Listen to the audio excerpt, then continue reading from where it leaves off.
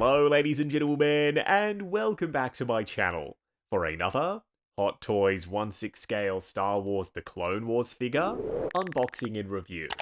Today, we're taking a look at ARC Trooper Echo. It's always a great day when we get to look at another ARC Trooper and Echo, one of my all-time favourite clones. Now, I got mine at a discount from Pop Collectibles. I've popped a link to their site in the description, along with the discount code Justin's Collection, for 5% off your order if you decide to buy from them. As always, do your own research, make sure you're comfortable before buying.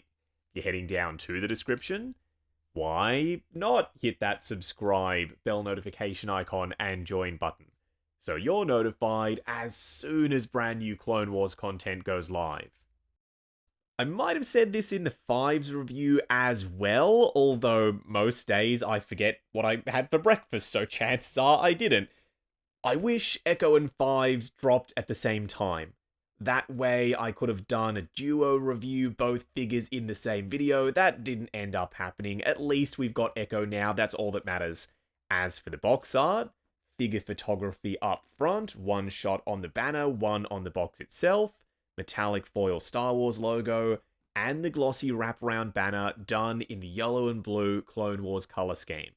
This video is brought to you by JustinsCollection.shop, the home of the figure first aid kit, as well as other accessories to help your collection be the best it can be. The first aid kit contains multiple tools to help you with maintenance, styling rooted hair, and much more. We also sell crotch grabbers, soft rubber tips to prevent damage, and they're compatible with most modern Hot Toys base molds. Acrylic risers come in multi-packs, they're optically clear, thick and sturdy, and stackable. Check out the link to JustinsCollection.shop in the description. On the side of the box, the wraparound banner continues to work its way around the box, another shot of Echo, although this time he's helmetless, showcasing that already solid-looking Tamura Morrison head sculpt. I cannot wait to get stuck into this.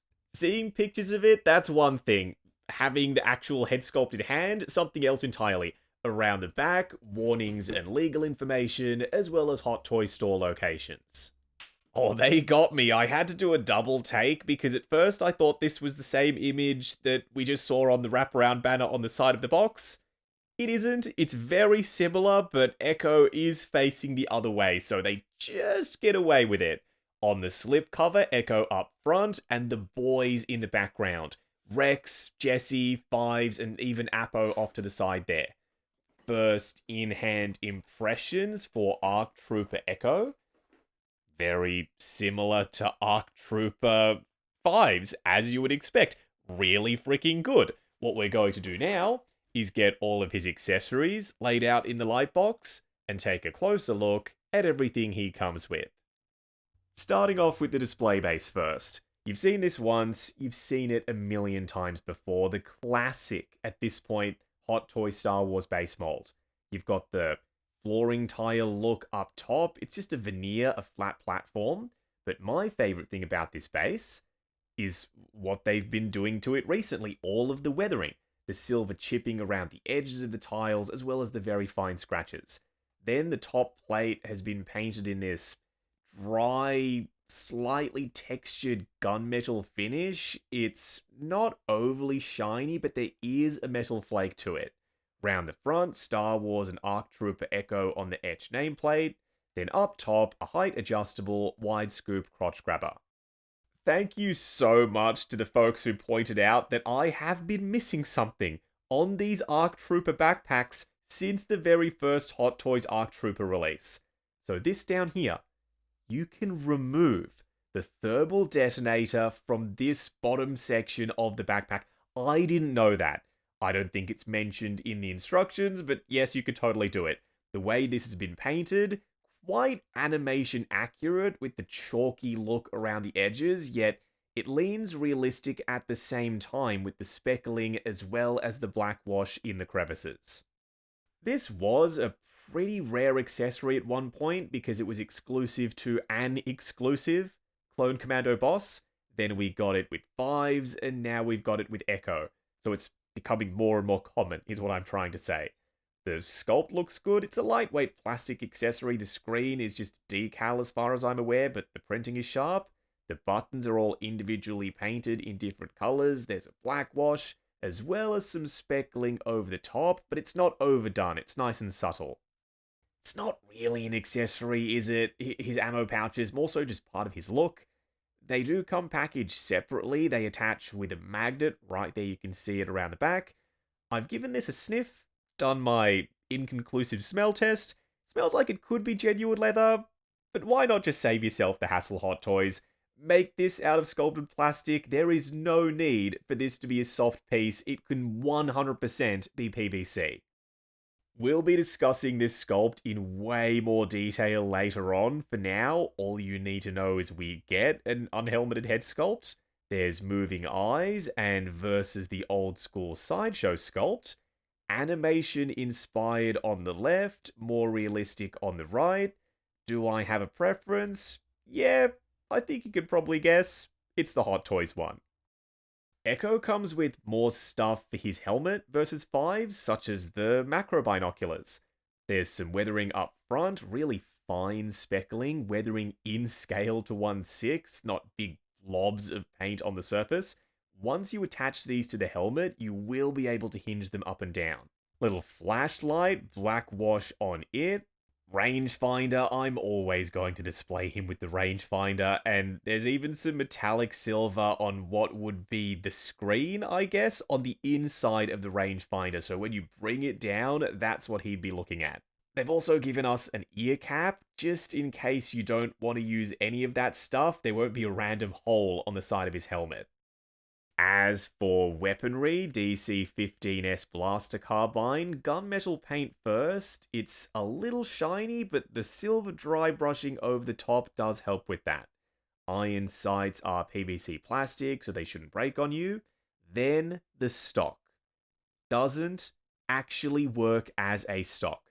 Someone told me you're supposed to force this open, then push it back. I really don't want to do that. It doesn't want to do that. This is ABS plastic. It's brittle. It might break if you force it, so I'll just leave it well alone.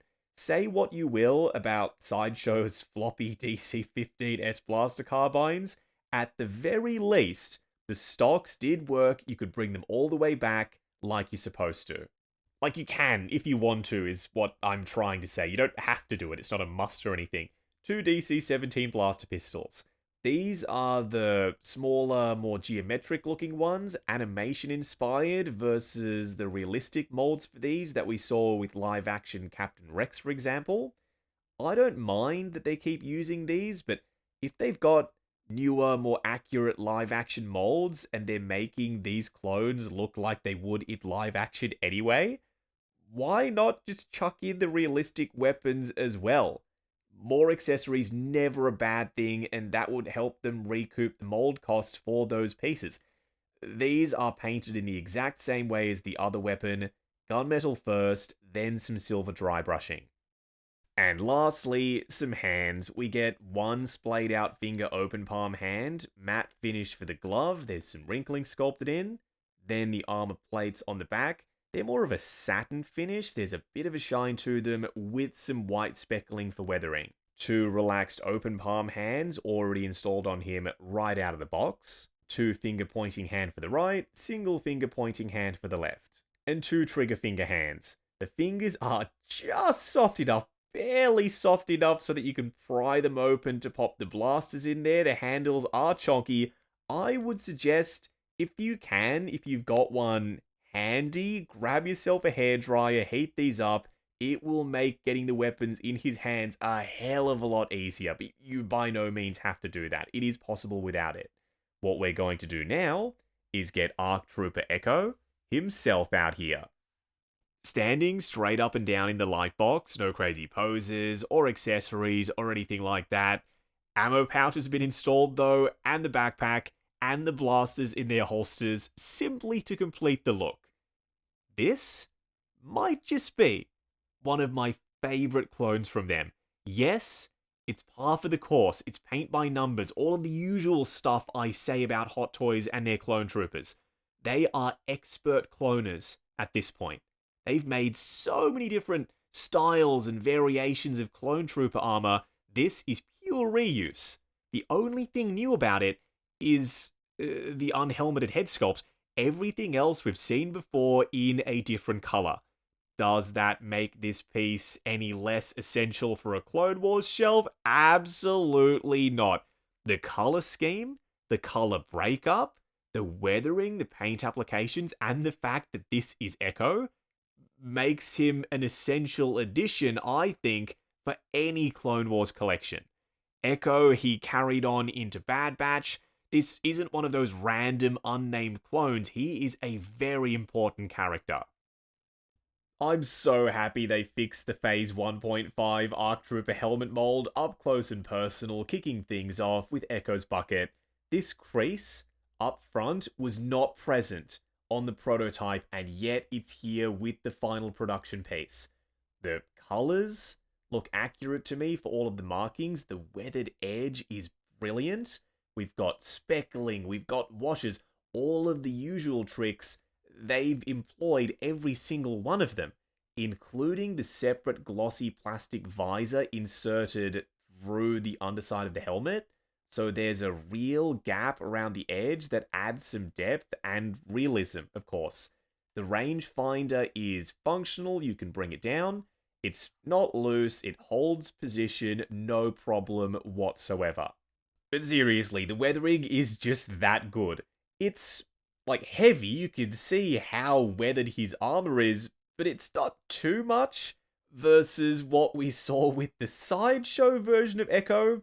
These scratches, far too large, and the armor leaned yellowish in tone. That never worked for me. Shape and size wise for the bucket, I don't mind the sideshow one, but the visor looks slightly off, the rangefinder is too big, and the helmet feels too tall. The rangefinder is painted grey with the Hot Toys release. I checked reference. It's very hard to say which is more accurate. I'm leaning towards white for sideshow, but then again, I could totally be wrong on that. Oh, and unfortunately, they did miss the red on the back of the fin. It's supposed to be a light. I'm contemplating fixing that myself. I really shouldn't have to. Let's try out some of the other helmet attachments. I'll show you the process once, and then we'll just blitz through them. That way you don't have to watch me fiddling with this stuff on camera. Removing the rangefinder is super easy. Then we can bring in the flashlight. It's keyed, so it only plugs in one way. It's not meant to rotate. The little clip mechanism that the helmet sits on, it's kind of hard to line it up. There's some fins and some guiding pins. Just, you'll see what I mean when you get yours in hand. With the flashlight on the side of the helmet, it's different, it's interesting, but it's not my vibe. Unlike the other two options, the macro binoculars require you to remove both ear pegs, then insert them inside the circular ports for these brackets. That holds the macro binoculars in place. Speaking of holding in place, they sit wherever you want them to, but they lock in at the top, and they don't want to go any further down at the bottom. I don't mind the macro binoculars, it's just that the rangefinder is so iconic. I don't think you can beat it. This is the cleanest look of the bunch. Nothing, no accessories, just ear pegs, and it's worth noting that the tolerances are so tight with these ear pegs. There's not even a gap between them and the helmet. They sit completely flush. They look entirely integrated as though the helmet is all one piece. Okay, back to the rangefinder now. This is how I will be displaying him. Before we can move on to the rest of the armor, let's chuck on the unhelmeted head sculpt, see what that looks like. Yeah, pretty great. As to be expected, Hot Toys have been making Tamura Morrison head sculpts for years now, and this might just be one of their best ones yet. Not only because of the likeness, that's part of it, but the detail, the wrinkling, the skin texture, the 5 o'clock shadow, the lines on his forehead, the painted eyelashes, the eyebrows, even the hair, the feathered edge for the hairline. There's some vein work, very subtle, but you can see it on his forehead. The sculpted detail all the way around is impeccable. The only complaint I have, nothing to do with the head sculpt. There's a seam visible on his skin tone neck. If you're giving us a skin tone neck Hot Toys that's going to be on display with the unhelmeted head sculpt, figure out a way to make that seem invisible if possible, or at least a lot closer to it than it is right now. So to get to the moving eyes, you need to remove the head sculpt on that clip mechanism. Then the eyes are easily accessible inside the sculpt. You don't need to use the tool if you don't have it to hand. Something about this head sculpt with side eye makes him look a little bit sad almost. Let's pop it back on the body and discuss. This is one of those versatile head sculpts that, depending on the angle and the eye position and the pose, it's going to tell a different story. That's why I love moving eyes and head sculpts that are more versatile, because you can alter the expression for what you're trying to do with the piece. Every figure going forward needs to have moving eyes, and this right here is the reason why. Bucket on, let's talk about the outfit and the body. The body is standard clone trooper fare. Proportions are the same as always, articulation is the same as always, and for the outfit, we've got the ribbed fabric bodysuit with the sculpted plastic armor bits on top of it. Some of them are free floating, like the bicep guards, for example, so you can adjust this stuff and get it to not only align with other armor pieces, but move out of your way when you're trying to put him in dynamic poses. The backpack is attached with a magnet. It's a pretty strong magnet too. It's not enough for you to hold Echo from the backpack, but if you bump this when posing, it shouldn't fall off. At least fingers crossed that won't happen. There's a foam pad on the inside too to protect the armor plating underneath it if you're popping this on and off regularly. The ammo pouch is also attached with a magnet. You can angle it. I don't mind the angled look, but technically it's supposed to sit flat against the bottom of the pauldron. This handprint, for those of you who don't know, in the Clone Wars, Captain Rex actually puts this on Echo when he was a shiny, and then he transfers it, I suppose, to his ARC Trooper armor. It looks small. That is a very small handprint. You can see that in scale with one of Echo's hands. Comes across as though that's a child's hand. Is the handprint too small, or is that accurate? I'm sure there are those of you out there who would know the answer to that question. For me, it feels a slight bit underscaled.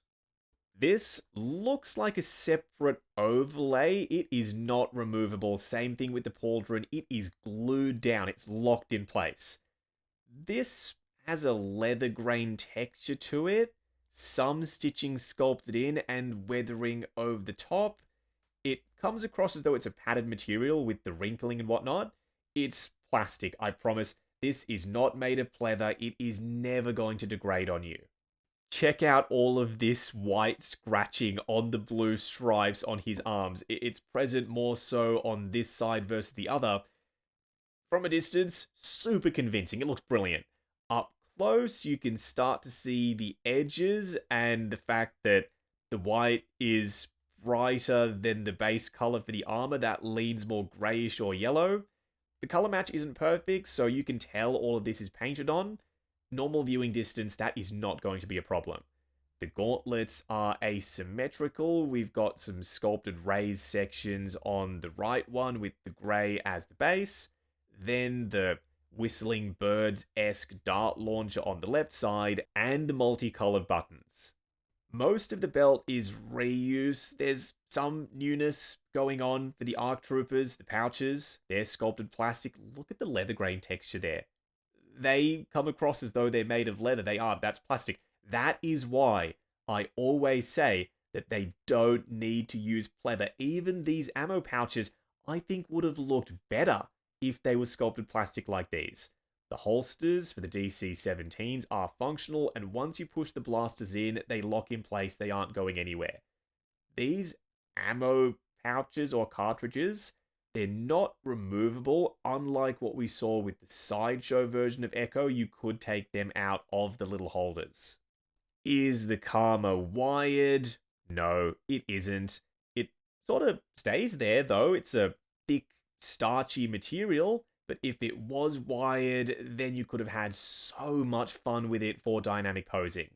These straps connected to the back of him, then the front of him underneath the belt, they're not leather, I don't think. They feel like some other kind of synthetic. Only time will tell. They may very well be pleather, but I don't think they are. Coming down to the legs, all of this stuff is adjustable. If you want to close the gap between the crotch armor and the thigh plates, just move them up a touch. Knee pads, adjustable too. Same thing with the shin guards. And is the blue too dark? I've checked reference. It seems accurate, but then the Sideshow version is brighter and more saturated. Same thing with the key art on the box. They dialed up the brightness of the blue. With the final production piece, they turned the saturation down, and I can't tell for sure if this is more accurate versus the prototype. Let me know if you've got any ideas on that. The boots are Trooper boots with weathering over the top. There's also more weathering on the underside for the soles. For a quick side-by-side comparison, on the left Hot Toys, on the right Sideshow, the way I see it, Sideshow walked so that Hot Toys could run. Sideshow was the blueprint. They got this whole thing started with Hot Toys involved, mind you, because Hot Toys logo is on the box for most Sideshow clone troopers. In what capacity, we literally have no idea. But Hot Toys ran with it. There's so many differences between these two pieces, and it's not just aesthetics, but aesthetics as well. The white rangefinder, the lighter blue with Sideshow, the grey pauldron, the grey undersuit, the larger handprint on the chest, that looks better to me with the Sideshow piece. The blue chest armor, the blue gauntlet, the blue shin guards, and the blue boots. But with Hot Toys, better proportions, better articulation, and I think the armor fits the body better if you're trying to pick between them. If you already have Sideshow Echo, is the Hot Toys one an upgrade? Yeah, I believe it is. Oh, the boys, Echo and Fives, standing next to each other. You see, this is why I wanted to review them in the same video. Having them side by side, they are going to be inseparable in my collection. I will always display them next to each other. Might chuck Captain Rex in there and Jesse as well. We'll just have to wait and see. So many similarities. Same armor mold, of course. But plenty of differences as well. The ammo pouches sit on the opposite sides. Then we've got lighter blue with Fives, the pops of red for the markings on his helmet, as well as the grey and blue Karma versus the white and blue one with Echo. It's good, but not great. Jesse, with the Phase 2 helmet on, doesn't aesthetically match what's going on with Echo and Fives with the Phase 1.5 buckets. The rest of the armor is identical, it's all reuse, but the helmet does make a big difference. Oh, Rex, you get away with it. I don't care that he's wearing his Phase 2 helmet. It's likely because of all the weld markings, and he's a blend of Phase 1 and Phase 2 anyway. This just works for me. The one thing that throws it off slightly is the green tint to his armor. If you can get around that, then I don't see a problem displaying either of the new ARC Troopers next to Phase 2 Rex. Echo next to Echo? Maybe? It's doable. It's possible. Bad Batch Echo? Clone Wars Echo? It's not something I'm interested in exploring in my display. It's there if you want it. If you want to show the evolution of this character on the shelf, this is what that looks like. Going over articulation, starting off with Echo's bucket. Ball joint at the base of the neck, then we've got a double ball peg inside the helmet with the clip mechanism on top of that. Looking forward to there as the helmet collides with the pauldron, looking up to there. It's not gappy, but you will see the skin tone neck, unfortunately. Swivel and a little bit of pivot side to side, a lot of collision going on. Arms will go up to there, shoulder pads and pauldron. Watch out for both of those things. Going forward to there before the bicep collides with the front spike for the pauldron. Completely flushed down by his sides though. Butterfly joint at the shoulder that hinges up and down. swivel at the bicep, double bend at the elbow on soft ratchets, and if you want to access max range, you can either put the strap for the elbow pad over the top of the bicep armor, or I like to tuck it underneath, just to give you a couple more clicks out of that joint. For the wrist peg, it's a ratcheted hinge and swivel. The torso, midsection joint, and a waist joint, then again, armor plate, another one, and then we've got the crotch armor, the belt over the top. Not a ton of range, crunching forward to there, going back to there. It will get gappy, you'll need to adjust for that. Swivel and some pivot side to side, but not much. Legs, watch out for the straps sitting over the top connected to the belt and the armor on clicky ratchets going forward to there. Rotate the thigh armor, then you can get at least 2, maybe 3, more clicks out of them.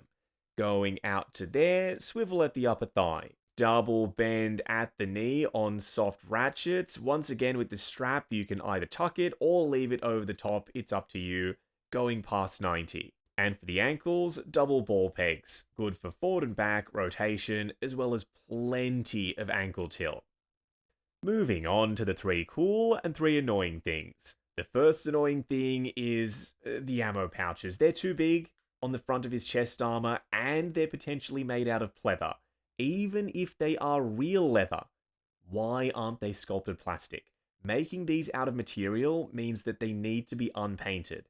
They're sitting right next to a pauldron, which I believe in-universe is made of similar stuff as the ammo pouches. It's weathered, but these, they're completely clean. The second annoying thing is not enough hands. At this price point, this array of hands is not acceptable. Closed fists, where are they?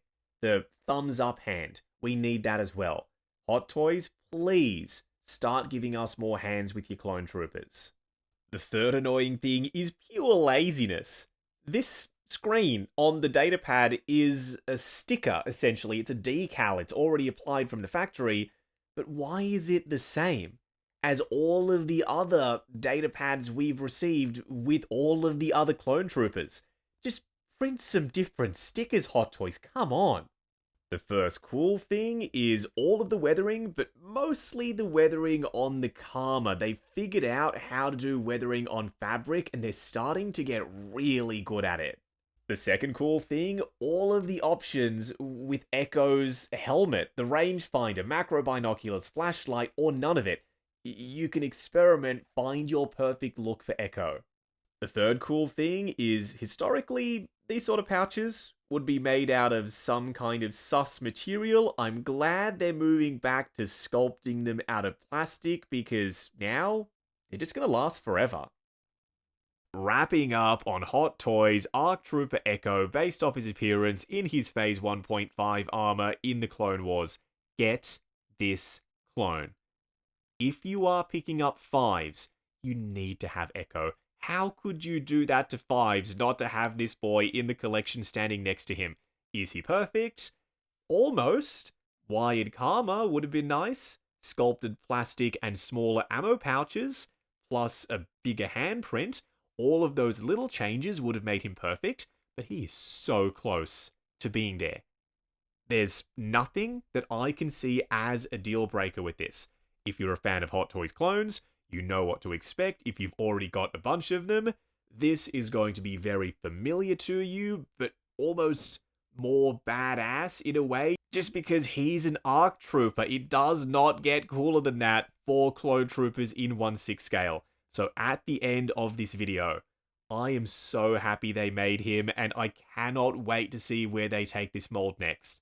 I'm waiting for a Captain Fordo, as well as maybe an Alpha. We'll just have to wait and see what happens in the future with Hot Toys and clones, especially ARC Troopers.